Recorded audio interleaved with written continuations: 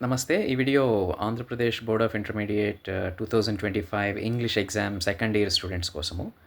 Exam strategy కోసం చేస్తున్నాను. మెయిన్‌గా గవర్నమెంట్ కాలేజ్ స్టూడెంట్స్ కోసం. ఆహ్, ఫస్ట్ ఇయర్‌తో పోలిస్తే సెకండ్ ఇయర్ పేపరు ఇంకా ప్రాక్టికల్‌గా, యూజ్‌ఫుల్‌గా, ఈజీగా కూడా ఉంటుంది అని చెప్పుకోవచ్చు. సెక్షన్ సిలో మనకు ఫార్మాట్ బేస్డ్ క్వెషన్స్ ఉన్నాయి. అంటే ఒక ఫార్మాట్ ఫాలో అవ్వాల్సినవనమాట. కాబట్టి సింపుల్‌గా ఫార్ములా లేదా ఫార్మాట్ కొంచెం జాగ్రత్తగా చూసుకుంటే, ఫార్మాట్ అంటే అర్థమైందంటే ఆన్సర్ చేసేటప్పుడు ఏది ఎక్కడ రాయాలి అని. ఇప్పుడు ఫర్ ఎగ్జాంపుల్ మీకు సెక్షన్ సిలో లెటర్ రైటింగ్ ఉంది ఫస్ట్ క్వెషన్. సో, ఒక letter formal letter, official letter ఇవ్వడము, ఒక లెటర్ క్యాజువల్ లెటర్ ఇవ్వడము ఇలా చేస్తూ ఉంటారు. సరే ఫార్మల్ లెటర్ అంటే బిజినెస్ రిలేటెడ్, ఆఫీస్ రిలేటెడ్ అని, వర్క్ రిలేటెడ్ అని. క్యాజువల్ అంటే relations related, family related, friends related అని మీకు తెలిసుండొచ్చు మోస్ట్ ప్రాబబ్లీ. మీలో చాలామందికి తెలిసే ఉంటుంది.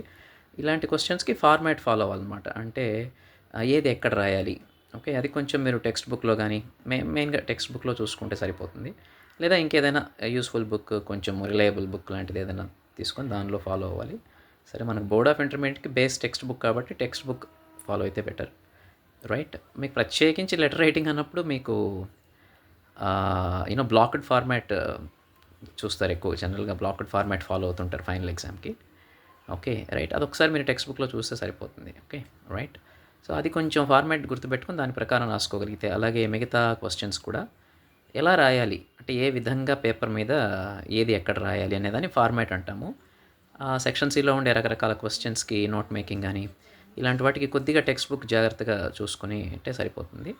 అయితే ఇక్కడ మనం స్ట్రాటజీ గురించి మాట్లాడుతున్నాం కాబట్టి ఇక్కడ మెయిన్ పాయింట్ ఏంటంటే, మీరు ఎగ్జామ్‌లో ఏ సెక్షన్స్ అయితే ముందు రాయాలనుకుంటున్నారో, ఎగ్జామ్ ముందు రోజు రివర్స్ ఆర్డర్‌లో ప్రిపేర్ అవ్వాలి. ఫర్ ఎగ్జాంపుల్ మీరు ఫైనల్ ఎగ్జామ్‌లో సెక్షన్ సి ముందు రాసి, ఆ తర్వాత సెక్షన్ బి రాసి, ఆ తర్వాత సెక్షన్ ఏ రాయాలి అనుకుంటున్నారనుకోండి. ఎగ్జామ్ ముందు రోజు ప్రిపేర్ అయ్యేటప్పుడు ఫస్ట్ సెక్షన్ ఏ ప్రిపేర్ అవ్వాలి, తర్వాత సెక్షన్ బి ప్రిపేర్ అవ్వాలి, తర్వాత సెక్షన్ సి ప్రిపేర్ అవ్వాలి. ఓకే. అంటే రివర్స్ ఆర్డర్‌లో అనమాట. అలాగే ప్రిపరేషన్ టైంలో గానీ, ఎగ్జామ్ టైంలో గానీ టైం మేనేజ్ చేయడానికి క్వెషన్‌కి ఎన్ని మార్క్స్ అయితే ఉంటాయో అంతకన్నా డబుల్ మినిట్స్ మాత్రమే మీరు ఇవ్వాల్సి ఉంటుంది. అంటే ఫర్ ఎగ్జాంపుల్ మీరు ఎగ్జామ్ ముందు రోజు రౌండ్స్‌లో ప్రిపేర్ అవ్వాలి. అంటే ఒక రౌండ్‌కి 3 అవర్స్ టైం ఇవ్వాలి. మీరు ఎగ్జామ్ రాసేది 3 అవర్స్ కాబట్టి, ఒక రౌండ్ ప్రిపరేషన్‌కి మీరు 3 అవర్స్ టైం ఇచ్చి, ఆ 3 అవర్స్ టైంలో ప్రతి క్వెషన్‌కి ఆ క్వెషన్ కన్నా డబుల్ మార్క్స్, డబుల్ మినిట్స్ ఇవ్వాల్సి ఉంటుంది. ఉదాహరణకు సెక్షన్ ఏ తీసుకున్నారనుకోండి. సెక్షన్ ఏలో మీకు ఫస్ట్ క్వెషన్ యానోటేషన్ కాబట్టి 4 మార్క్స్ కాబట్టి, మీకు ప్రోజ్ లెసన్స్‌కి సంబంధించి 2 యానోటేషన్స్ రాయాలి. కాబట్టి 2 4లు 8 మార్కులు. 8 ఇంటూ 2 16 కాబట్టి 16 నిమిషాలు ఇవ్వాలన్నమాట. అంటే ఒక రౌండ్ 3 అవర్స్ ప్రిపరేషన్‌లో 16 మినిట్స్ కన్నా ఎక్కువ ఇవ్వడానికి లేదు. దేనికి?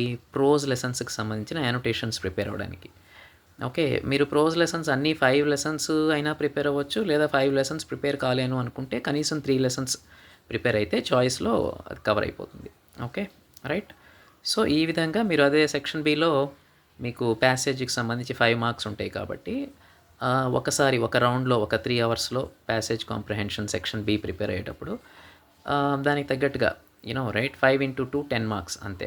For example non detailed passage prepare అయ్యేటప్పుడు 10 మినిట్స్ మీరు 5 మార్క్స్ కాబట్టి 10 మినిట్స్ ఇచ్చి ఆ రౌండ్‌లో ప్రిపేర్ అయ్యి మళ్ళీ ఇంకేదైనా ఉంటే మళ్ళీ నెక్స్ట్ రౌండ్‌లో ప్రిపరేషన్ టైంలో 3 అవర్స్ తర్వాత ఒక బ్రేక్ తీసుకొని రైట్ మళ్ళీ రిఫ్రెష్ అయ్యి మళ్ళీ ఇంకొక 3 అవర్స్.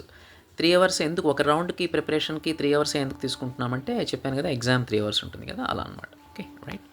సో, ఇది చాలా మంచి స్ట్రాటజీ అని నేను అనుకుంటున్నాను. నాకు తెలిసిన స్ట్రాటజీస్‌లో. ఇంతకన్నా మంచి స్ట్రాటజీ మీకు తెలిసుంటే అది మీరు ఫాలో అవ్వచ్చు. No problem. Okay. Right. Thank you.